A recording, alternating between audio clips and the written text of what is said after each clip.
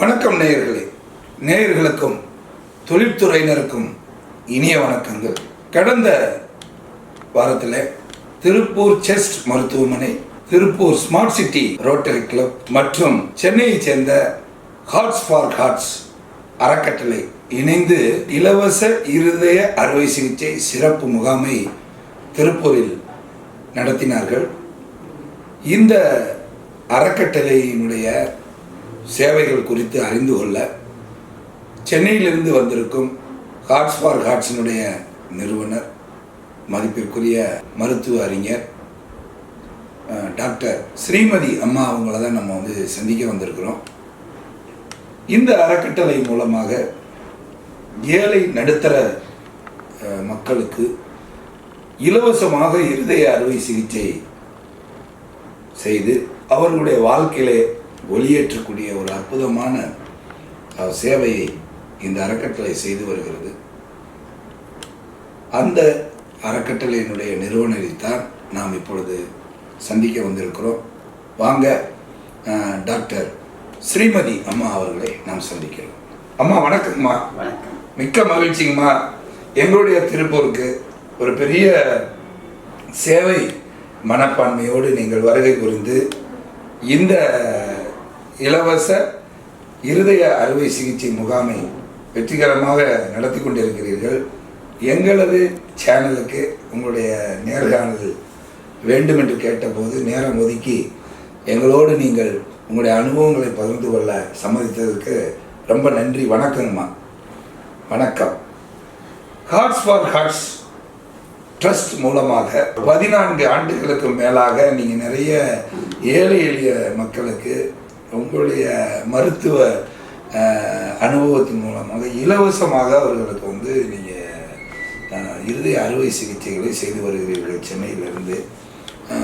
உங்களுடைய அறக்கட்டளை பற்றியும் அதனுடைய தொடக்கம், அதனுடைய நோக்கம் பற்றி நீங்கள் நம்முடைய நேயர்களுக்காக பகிர்ந்து கொள்ளுங்கள். இதுக்கு நான் பதில் சொல்லணும்னா, நான் குழந்தைகளுக்கு தான் இதை முதல்ல ஆரம்பித்தேன். இது 3 பாகமாக பிரிக்கலாம். நான் சில்ட்ரன்ஸ் ஹாஸ்பிட்டல் எக்மோருக்கு ஹெட்டாக வரும்போது 200 குழந்தைகள் ஆப்ரேஷனுக்கு வேண்டி காத்துட்டு இருந்தது. அப்போ அங்கே எக்யூப்மெண்ட் எல்லாம் இனஃபாக இல்லை. அப்புறம் கவர்மெண்ட்டோட ஹெல்ப்பு, கவர்மெண்ட் ஆஃப் ஜப்பான் ஹெல்ப்பில் அந்த டிபார்ட்மெண்ட்டில் ஒரு நாளைக்கு 4 சர்ஜரிஸ் பண்ணக்கூடிய அளவுக்கு எக்யூப்மெண்ட் எல்லாம் வளர்ந்தது. ஆனால் நான் ரிட்டையர் ஆகிற சமயத்தில் 700 குழந்தைகள் வெயிட் பண்ணிட்டு இருந்தது. அப்போ எனக்கு தோணித்து, இதே மாதிரி கம்ப்ளீட்டாக ஃப்ரீயாக ஏழைகளுக்கு பண்ணுறதுக்கு இன்னும் ஒரு சென்டர் வேணும், ஒரு சென்டராவது வேணும்னு தோணித்து. அதில் ஆரம்பித்தது தான் இந்த ப்ராஜெக்ட், சோகேங்கிற ப்ராஜெக்ட். இது நான் முதல்ல குழந்தைகளுக்கு தான் ஆரம்பித்தேன். கேஜே ஹாஸ்பிட்டலில் நீடி லிட்டில் ஹார்ட்ஸுங்கிற பேரில் ஆரம்பித்தேன். அங்கே பண்ணிவிட்டு பப்ளிக் ஹெல்த் சென்டருக்கு நான் வந்தேன். இந்த சமயத்தில் நான் கற்றுண்டது என்னென்னா, ஃபஸ்ட்டு இந்த குழந்தைகள் எல்லாருமே malnourished, anemic, hypoproteinemic. இவாளை சர்ஜரி பண்ணணும்னா உலகம் முழுக்கவே மார்டாலிட்டி, மார்பிடிட்டி ஜாஸ்தி தான் சொல்லுவார். அப்படி எல்லா குழந்தைகளுமே இப்படி இருந்ததுன்னா என்ன பண்ணுறதுங்கிறதுல சில்ட்ரன்ஸ் ஹாஸ்பிட்டலில் நிறைய எக்ஸ்பெரிமெண்ட் பண்ணுறதுக்கு எக்யூப்மெண்ட் எல்லாம் ஹெல்ப் இருந்ததுனால நாங்கள் கண்டுபிடிச்சது என்னென்னா, வெறும் அனீமியாவுக்கு மாத்திரம் கான்சென்ட்ரேட் பண்ணினா போகும், இந்த குழந்தைகள் எல்லாமே நன்னாவே வளரும் சொல்லி. அது தெரிஞ்சின்ற அப்புறம் எங்களோட மார்டாலிட்டி ரேட் 12%லேருந்து 3.93%க்கு வந்துருச்சு. நான் அந்த ஹாஸ்பிட்டலை விட்டு கிளம்பும் போது இதுதான் சுச்சுவேஷன். அப்போ நான் ரியலைஸ் பண்ணேன், இப்போ 3 ரொம்ப அவசியம். ஒன்று, நல்ல ப்ரொஃபிஷியன்ட் டெடிகேட்டட் டீம். ரெண்டாவது, ஹாஸ்பிட்டல், ஏதாவது ஒரு ஹாஸ்பிட்டல், இன்ஃப்ராஸ்ட்ரக்சர் இருக்கக்கூடிய ஹாஸ்பிட்டல், ஹெல்ப் பண்ணுறதுக்கு தயாராக இருக்கிற ஹாஸ்பிட்டல் ஒன்று. மூணாவது, பணம், ஃபண்ட்ஸ். இந்த 3 இருந்தால் தான் நம்மளால் சக்ஸஸ்ஃபுல்லாக இருக்க முடியும் அப்படின்னு தோணித்து. இந்த இவ்வளவு வருஷங்களில் நிறைய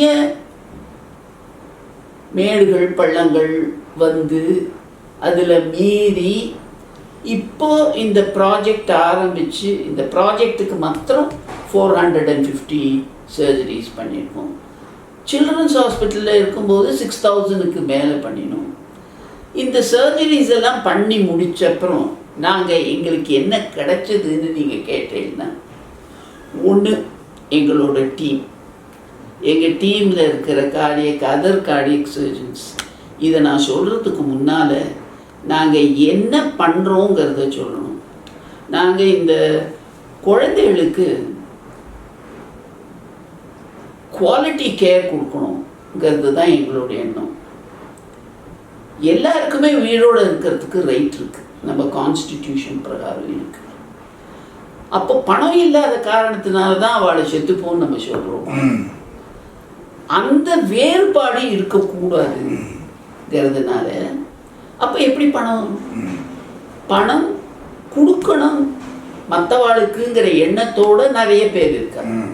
அவளோட பணத்தை இவாளுக்கு கொடுத்தானா இதில் என்ன பலன்னு கேட்டேன்னா, கொடுக்குறவனும் சந்தோஷப்படுறான், வாங்குறவன் இது தானமாக வாங்கிறது இல்லை, இவனை தன்னுக்கு ஈக்குவலாக ஆக்செப்ட் பண்ணிட்டவன் தான் அவனுக்கு கொடுத்துருக்கான். அப்போது இதில் ஈக்குவாலிட்டியும் இருக்குது. இந்த ப்ராஜெக்டில் ஹியூமன் டிக்னிட்டி இருக்குது, ஈக்குவாலிட்டி இருக்குது, அதே மாதிரி எம்பேத்தி இருக்குது. எம்பேத்தி இருக்கிறதுனால தான் இது டிக்னிஃபைடாக இருக்குது. இந்த இதுதான் நான் பண்ணுறதுன்னு நான் வச்சுருக்கேன். இதில் இந்த டீம்ஸில் ப்ரொஃபிஷியன்ட் டீம் எனக்கு இங்கிலீஷில் I am proud of my டீம்னு சொல்லலாம். தமிழில் என்னோடய டீமில் எனக்கு கர்வம்னு சொன்னான்னா அந்த வார்த்தை கொஞ்சம் நிரடுறது. கர்வம்னு சொன்னால் நிரடுறது, ஆனால் இங்கிலீஷில் ப்ரௌடுன்னு சொன்னானாக்கே நிரடுறது. அந்த வார்த்தை வேற. தமிழில் இருக்கிற வார்த்தையில் இதில் மரியாதையை நான் சொல்லலாம். என்னோட டீமை பற்றி நான் தமிழில் சொல்லணும்னா எனக்கு டீமில் இருக்கிற மெம்பர்ஸ் எல்லாருக்குமேட்டையுமே ஒரு மரியாதை உண்டு. ஏன்னா இவளுக்கு குழந்தைகளுக்கு ஹெல்ப் பண்ணணும், ஏழைப்பட்டவளுக்கு பண்ணணுங்கிற ஒரு ஆசையோடு வந்தவள். ஒவ்வொரு நிமிஷமும் வேலை செய்யும்போது இந்த எண்ணத்தோடு இருக்கிறவள். சர்ஜன்ஸ், அனஸ்தட்டிஸ்ட், டீம் லீடர்ஸ் எல்லாருமே அப்படிப்பட்டவர் தான். இப்போ நாங்கள் என்ன பண்ணுறோன்னா, willing hospital is public health centre. அவள் ஏற்கனவே மிடில் இன்கம் குரூப் ஆஃப் பீப்புளுக்கு பண்ணிட்டு இருக்கிறவா. இப்போ நாங்கள் சேர்ந்த உடனே எங்களுக்கு ஒரு பார்ட்னர்ஷிப்பில் அலோவ் பண்ணினா, இப்போ எங்களோட பார்ட்னர்ஷிப்பில் நாங்கள் ரொம்ப ஹாப்பியாக இந்த ப்ராஜெக்டை எங்களால் பண்ண முடியுது. சொல்யூஷன் ஃபார் கார்டியக் அஃப்ளிக்டட் நீடிங்கிற பேரில் இது கிராஜுவலாக பெருசாகிட்டே வருது. இந்த பெருசாக இந்த லெவலுக்கு நாங்கள் வந்தப்புறம் இப்போ என்ன மாதிரி குழந்தைகளுக்கெல்லாம் நாங்கள் பண்ணுறோம், பெரியவர்களுக்கெல்லாம் நாங்கள் பண்ணுறோன்னா அதுவும் பெரிய எக்ஸ்பேண்ட் ஆகிடுது. இந்த எக்ஸ்பேண்ட் ஆனதுக்கு காரணமே எங்களுடைய partnership with children's hospital Boston. அங்கே ஐக்யூஐசி இன்டர்நேஷ்னல் குவாலிட்டி இம்ப்ரூவ்மெண்ட் கொலாபரேட்டிவ்ங்கிற ப்ராஜெக்டில் நம்ம மிடில் இன்கம் குரூப் ஆஃப் பீப்புளுக்கு அங்கே வேர்ல்ட்ஸ் பெஸ்ட் ஹாஸ்பிட்டல்லேருந்து நமக்கு ட்ரைனிங் கிடைக்கும், நம்மளோட டீமுக்கு கிடைக்கும். இப்போவும் எங்களுக்கு கிடைச்சதுருக்கு. இவாளோட அசோசியேஷன்னால எங்களுக்கு என்ன கிடைச்சதுன்னா எங்கள் மார்ட்டாலிட்டி ரேட் 3.94லேருந்து 2.73 ஆயிருக்கு. இப்போ வந்து நெக்ஸ்ட் ப்ராப்ளம் வந்து ஃபண்ட்ஸ். இந்த ஃபண்ட்ஸ் வந்து இப்போ நாங்கள் என்ன ரீச் பண்ணியிருக்கோன்னா, ஒரு டோனர்கிட்டேருந்து வாங்கி ஆப்ரேஷன் பண்ணிவிட்டு அடுத்த டோனர் எப்போ வருவன்னு காத்துட்டு இருக்கிறத விட ஒரு ஃபண்டு க்ரியேட் பண்ணணும்.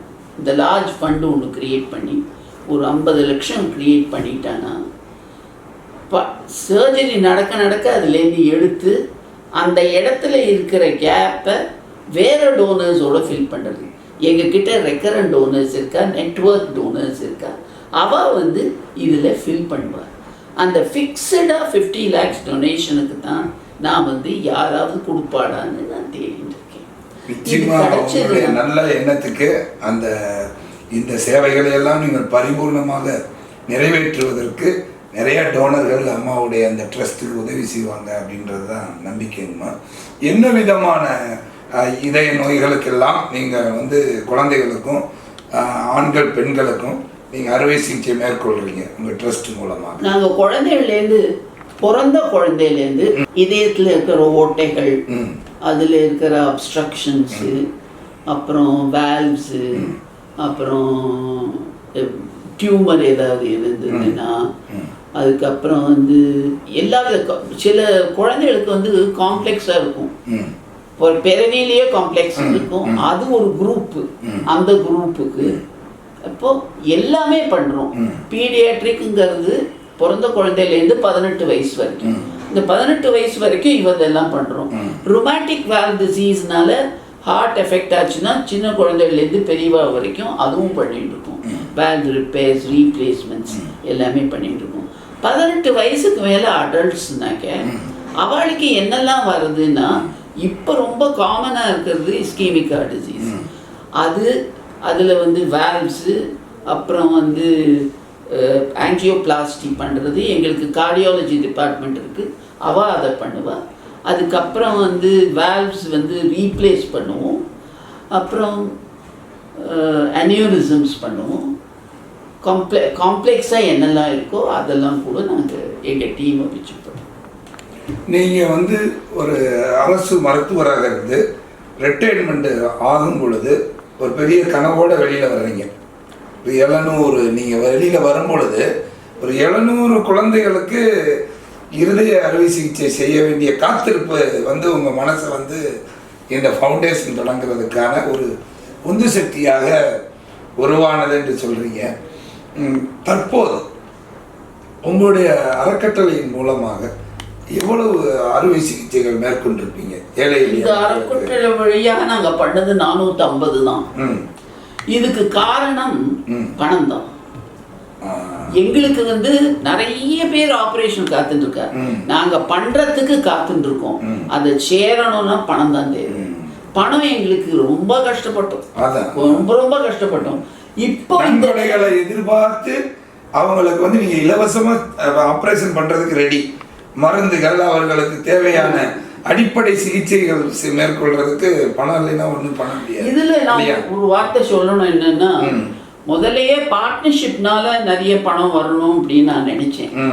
இப்போ கவர்மெண்ட் பார்ட்னர்ஷிப் இன்சூரன்ஸ் ஸ்கீம்ல வந்தது நிறைய பெனிஃபிட் இதுல வந்தது. நிறைய பேருக்கு பண்ணவும் முடிஞ்சுது. இப்போ நாங்க என்ன பண்றோம்னா, வெறும் சர்ஜரி மாத்திரம் நிறுத்துறது இல்லை. இப்போ கேம்புக்கு போகிறோம், கேம்புக்கு போய் ஐடென்டிஃபை பண்ணுறோம். ரொம்ப ஏழைகளாக இருக்காங்க, டிரான்ஸ்போர்ட்டுக்கு பணம் கொடுக்குறோம். அவளை வந்து அக்காமடேஷன் பண்ணுறோம். உதவும் கரங்கள்னு சென்னையில் இருக்கு, உங்களுக்கு தெரிஞ்சிருக்கும். அங்கே வந்து மிஸ்டர் வித்யாகர் தான் ஃபவுண்டர். அவர் வந்து ரொம்ப ஹெல்ப்ஃபுல்லாக இருந்து இந்த பார்ட்னர்ஷிப்பை அலோவ் பண்ணியிருக்கோம். அந்த குழந்தையெல்லாம் அங்கே வச்சுருப்போம். எவ்வளோ நாள் வேணும். சில சமயத்தில் குழந்தைகளுக்கு ரெஸ்பிரேட்டரி இன்ஃபெக்ஷன் வந்ததுன்னா மாசக்கணக்காக ஆகும். சரி பண்ணி வீட்டுக்கு அனுப்பிச்சானா வெளியில் வந்தோ திருப்பியும் வரும். அதுக்கு எல்லாத்துக்கும் ஹெல்ப் பண்ணி அந்த குழந்தைகளுக்கு நாங்கள் ரொம்ப மீகராக தான் அது ரெண்ட் மாதிரி கொடுப்போம். அவர் சாப்பாடு முதற்கொண்டு அந்த குழந்தைகளுக்கும் கூட 2 அட்டெண்டர்ஸ்க்கும் அவர் கொடுப்பார். அதுக்கப்புறம் சர்ஜரி பண்ணுவோம், ப்ரிப்பரேஷன்லாம் பண்ணி சர்ஜரி பண்ணிட்டு அப்புறம் டிஸ்சார்ஜ் பண்ண அப்புறமும் அங்கே ஒரு வாரம் இருப்போம். அங்கே கொண்டு போய் அந்த குழந்தைகளை ஒப்படைச்சிருவீங்க. அந்த ஒரு வாரம் வந்து அங்கேயே இருந்து இதில் ப்ராப்ளம் எல்லாம் இல்லைன்னு தெரிஞ்ச உடனே அந்தந்த கிராமத்துக்கு அனுப்பிச்சிடுவோம். இப்பெல்லாம் என்ன பண்ணுறோம்னா யார் ரெஃபர் பண்ணுறாளோ டாக்டர் அவகிட்ட அனுப்பிச்சிடுவோம். அவளும் பார்த்துக்கிற எங்ககிட்டையும் அனுப்புகிற. அதனால எங்களுக்கு ஃபாலோ அப்பும் கிடைக்கிறது. நாங்கள் ரிசர்ச் பண்ணுறோம், கிளினிக்கல் ரிசர்ச் பண்ணுறோம், இவ எப்படி இருக்கா, இவளோட இம்பேக்ட் எப்படி இருக்குன்னு அதுவும் எங்களுக்கு தெரியுது. அதை வீட்டு ஃபேமிலியில் இருக்கிற இம்பேக்டும் சொசைட்டியில் இருக்கிற இம்பேக்டும் இவ்வளவும் கண்ட்ரியில் இருக்கிற இம்பேக்ட், இது மூணுமே எங்களுக்கு இதனால கண்டுபிடிக்க முடியும். மிக்க மகிழ்ச்சிங்கம்மா. இதயம் காப்பதற்கு மனித வாழ்க்கையில் இதய நோயின்றது வந்து அது ஒரு உயிர்கொல்லி நோயாக இருக்கிறது. அதை இதயத்தை காத்துக்கணும்னா நாம் மேற்கொள்ள வேண்டிய விழிப்புணர்வு தகவல்கள் என்ன, எப்படி விழிப்புணர்வோடு நம்ம இருக்கணும்? இதை 2 பாகமாக பிரிக்கலாம். குழந்தைகளுக்குன்னு அடல்ட்ஸுக்குன்னு தனியாக பிரிக்கலாம். குழந்தைகள் வந்து பிறக்கும் போதே அவளுக்கு அந்த குறைகள் இருக்கு, அவ மேலே தப்பு இல்லை. அந்த குழந்தைகளுக்கு இப்போ வந்து அட்வான்ஸ்மெண்ட் இஸ் ஸோ மச். பிறக்கிறதுக்கு முன்னாலேயே கூட அந்த கரெக்ட் பண்ணலான்னு வந்திருக்கு. அந்த குழந்தைகள்லாம் நன்னாய் முன்னாலெல்லாம் செத்து போயிட்டு இருக்கும். 2 வயசு பிறந்தோடனே செத்து போயிட்டு இருக்கும் குழந்தைகள் எல்லாமே இப்போ கொஞ்சம் கொஞ்சமாக உயிரோடு இருக்க ஆரம்பிச்சு வளர்ந்து இப்போ ரொம்ப காம்ப்ளெக்ஸ் ப்ராப்ளம்ஸ் எல்லாம் கூட நன்னா வாழ்க்கையை நடத்தி பெரியவாளாகி இம்பேக்ட் இன் சொசைட்டியும் ஃபேமிலியும் பண்ணுறத நாங்கள் கண்கூட பார்க்குறீங்க. எங்களோட குரூப்பில் இருந்தவா கூட இப்போ நர்சஸாக இருக்கா, டீச்சர்ஸாக இருக்கா, சார்ட்டர்ட் அக்கௌண்டன்ட்ஸ், டாக்டர்ஸ், இன்ஜினியர்ஸ். ஒரு உதாரணத்துக்கு உங்ககிட்ட சொல்லணும்னாக்க எங்ககிட்ட சோமுன்னு ஒருத்தர் ஜாயின் பண்ணியிருக்கார். அவர் வந்து கேம்பில் இருக்கும்போது வாலண்டியராக அவரோட பிரதரோட இவரும் வந்தார். அப்போ எக்ஸாம் பண்ணி பார்க்கலாமேன்னு பார்த்தபோது அவருக்கு ஒரு ஓட்டை. அதனால ஆப்ரேஷன் பண்ணி அவர் இப்போ நன்னா இருக்கார். நன்னா இருக்கிறது மட்டும் இல்லாமல் எங்ககிட்ட வந்து எங்களோட டீமில் ஜாயின் பண்ணியிருக்கார். அட்மினிஸ்ட்ரேட்டிவ் டீமில் ஃபைனான்ஷியல் இம்ப்ளிகேஷன்ஸ் இருக்கிற இடத்துல இவர் வந்து பிஆர்ஓவாகவும் அசிஸ்டண்ட் ஃபைனான்ஷியல் சப்போர்ட்டராகவும் இருக்கார். இவர் வந்து எல்லா ஃபைனான்ஸ் உள்ள இம்பார்ட்டன்ஸ் எல்லாமே அழகாக மெயின்டைன் பண்ணி எங்களோட டிபார்ட்மெண்ட்டையே நன்னாக்கிட்டு இருக்கார். இது ஒரு உதாரணம், எப்படி ஒரு சின்ன குழந்தைய நம்ம எப்படி பார்த்து பண்ணலாங்கிறதுக்கு. இன்னொரு ஒரு உதாரணம் சொல்லணும்னா, ஒரு ஸ்கூல் படிச்சுட்டு இருக்கிற ஒரு பொண்ணு வந்து வால்வு பாதிக்கப்பட்டதுனால வந்தா. அவளுக்கு வால்வை ரீப்ளேஸ் பண்ணின அப்புறம் அவ சொன்னா, நான் படிச்சுட்டு நர்ஸா வரணும், உங்ககிட்டயே ஒர்க் பண்ணணும்னு சொன்னா. இப்போ அவ நர்ஸா எங்களோட இருக்கா, ஐசியூல இருக்கா. அவளுக்கு இப்போ வந்து அவ என்கிட்ட சொல்றா, நான் பேஷண்டா இருக்கும்போது படுத்துட்டா அதே பெட்டில் இன்னொரு பேஷண்ட்டை நான் பார்க்குறேன், அவளுடைய கஷ்டங்கள் அவளுடைய நினைவுகள்லாம் என்னால் புரிஞ்சுக்க முடியுதுங்கிற. அதனால அவளை வச்சுட்டு மற்ற பேஷண்ட்ஸை நீங்கள் பயப்பட வேண்டாம்னு சொல்றதுக்காக நாங்கள் சொல்லி கொடுத்துட்ருக்கோம். இதில் ஆடிடாக என்ன தெரியுமா, அப்போ வந்து ஃப்ரீயாக பண்ணிட்டவ இப்போ ஒரு பையன் வந்து கம்பெனியில், ஒரு பெரிய கம்பெனியில் வேலை செய்கிறான். இந்த வருஷம் ஃபாலோ அப்புக்கு வரும்போது தன்னுடைய இன்வெஸ்டிகேஷன்ஸுக்கு தானே பே பண்ணி தன் குடும்பத்தையும் பார்த்துட்டு போகிறோம். நான் என்னை வந்து மற்ற கண்ட்ரிக்கு என்ன அனுப்புகிறேங்கிற நான் போட்டா கேட்டேன், தாராளமாக போப்பாங்க. இதுதான் குரோத். இதுக்கு இந்த மாதிரி குழந்தைகளுக்கு எப்படி வருவாங்கிறத நான் சொல்லிட்டேன். இவாளுக்கு காக்கிறதுக்கு ஒன்றும் கிடையாது, ஒன்றே ஒன்று தான். பிறக்கிறதுக்கு முன்னால் ஒரே இந்த அம்மாவுக்கு ஃபீவர் வருது, இல்லாட்டா சொந்தத்தில் கல்யாணம் பண்ணிக்கிறது, அப்புறம் அம்மாவுக்கு fever, viral fever first 3 months வருது. அந்த மாதிரி வந்தானாக்கே கொஞ்சம் பார்த்துக்கணும். அந்த மாதிரி வரும்போது இப்பெல்லாம் டயக்னோசிஸ்லேயே என்ன ப்ராப்ளம் தெரிஞ்சிடும், அது சரி பண்ண முடியுமா முடியாதான்னு. சரி பண்ண முடியறதுக்கு எல்லாமே நம்ம உடனே வச்சுட்டு இப்போ பண்ணிட்டு இருக்கோம். அந்த மாதிரி தான் இப்போ பண்ணுறது. குழந்தைகள் எல்லாம் ஆப்ரேஷன் பண்ணிட்டாலே நன்னா வளர ஆரம்பிச்சிடும். இவளுக்கு வந்து இது மாதிரி பண்ணணும், இதைத்தான் சாப்பிடணும், அதைத்தான் சாப்பிடணும், அப்படித்தான் வாழ்க்கைங்கிறதுலாம் கிடையாது. அடல்ட்ஸுக்கு தான் இப்போ என்ன, இப்போ புதுசாக எல்லாருக்குமே இஸ்கீமிக் ஹார்ட் டிசீஸ் வர்றதுனால லைஃப் ஸ்டைலை பற்றி பேசணும். இப்போ இஸ்கீமிக் ஹார்ட் டிசீஸ் வர்றது ஹைப்பர் டென்ஷன்னால, பிளட் ப்ரெஷர் ஜாஸ்தியாகிறதுனால. முக்கால்வாசி பேருக்கும் அதில் கண்ட்ரோல் நமக்கு ஒன்றும் கிடையாது.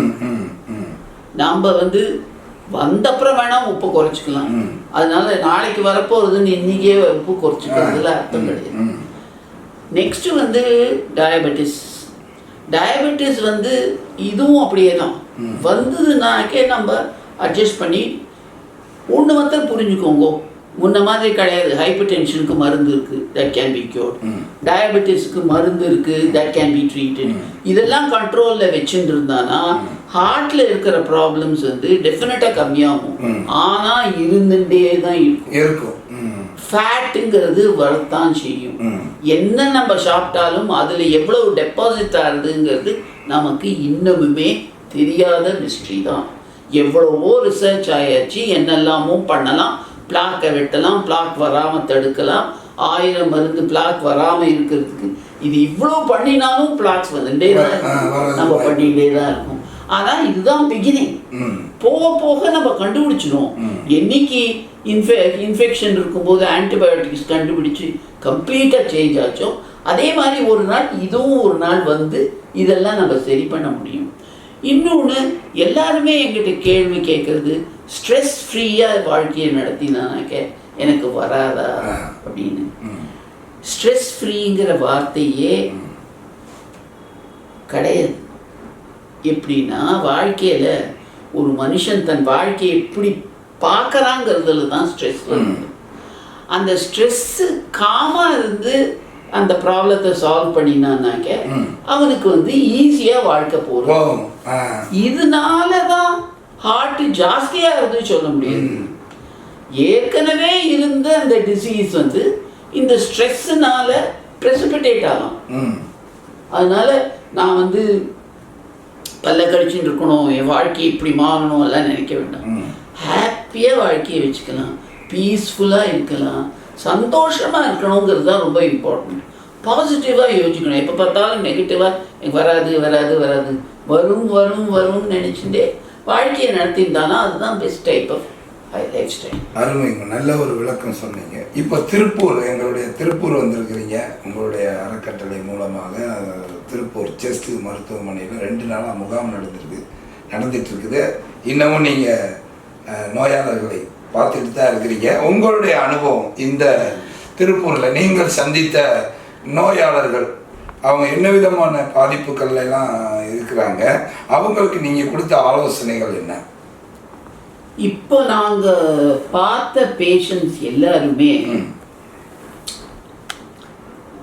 லோவர் மிடில் இன்கம் குரூப்பும் lower strata of upper middle income group. அதாவது கார்பரேட் ஹாஸ்பிட்டல்ஸ்க்கு போகிறதுக்கு பணம் கிடையாது, ஆனால் அவளுக்கு வியாதி இருக்கு. அந்த கஷ்டத்தோட வரவா தான் இங்கே வந்திருக்க. இவளுக்கு தான் எங்களுக்கு பதில் இருக்கு. நான் சொன்னபடி நாங்கள் பண்ணுறது ஹாலிஸ்டிக். ஆரம்பத்துலேருந்து அவளை கம்ப்ளீட்டாக ஃபாலோ அப் வரைக்கும் பண்ணிட்டு இருக்கோம். பணம் வேணுங்கிற சமயத்தில் பணத்துக்கும் ஏற்பாடு பண்ணிட்டு இருக்கோம்.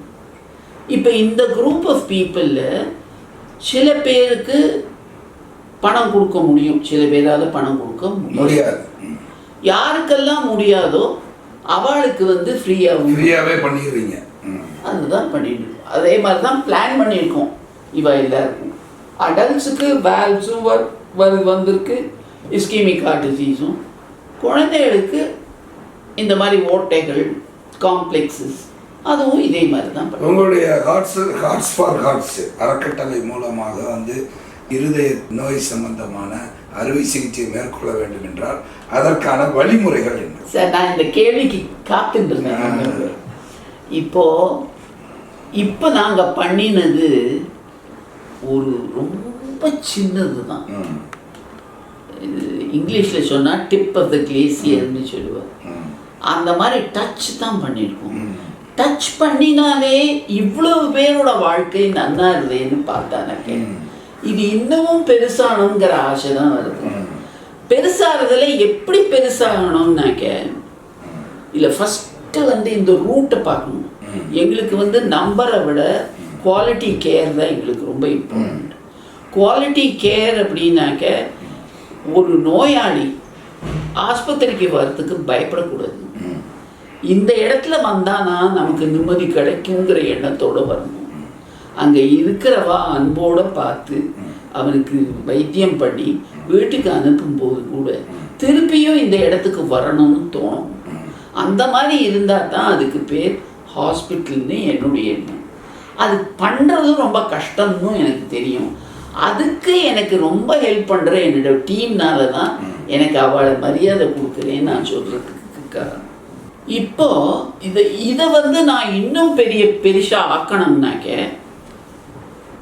இந்த நெட்வொர்க் ஆஃப் டோனர்ஸை பெருசு பண்ணணும், நெட்வொர்க் ஆஃப் ரெஃபரல் டாக்டர்ஸை பெருசு பண்ணணும். மூணாவது ஃபண்ட்ஸை வந்து அன்லிமிட்டடாக ஆக்கணும். ஃபண்ட்ஸை அன்லிமிட்டட் ஆக்கிறதுக்கு எங்களுக்கு ஒரு வழி இருக்குது. இது இந்த எக்ஸ்பீரியன்ஸில் வந்தது. ஒரு லார்ஜ் ஃபண்ட் 50 lakhsக்கு வச்சுட்டு இருந்தோம்னா அதில் ஆப்ரேஷன் பண்ண அந்த கேப்பை ஃபில் பண்ணுறதுக்கு எங்ககிட்ட டோனர்ஸ் இருக்கா.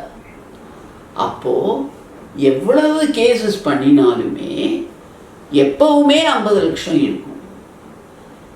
இப்போ எங்ககிட்ட இருக்கிறது இந்த ரெக்கரண்ட் டோனர்ஸ் தான். அந்த ஃபிக்ஸட் 50 lakhs எங்ககிட்ட இல்லை. அதுக்கு தான் நாங்கள் டோனர்ஸை தேடின்னு இருக்கோம். இது வந்து செட் பேட்டர்னில் இருக்கிற டிமாண்டு கிடையாது. நாங்கள் வந்து கிராண்ட்டுன்னு இதை வச்சு கேட்க முடியாது.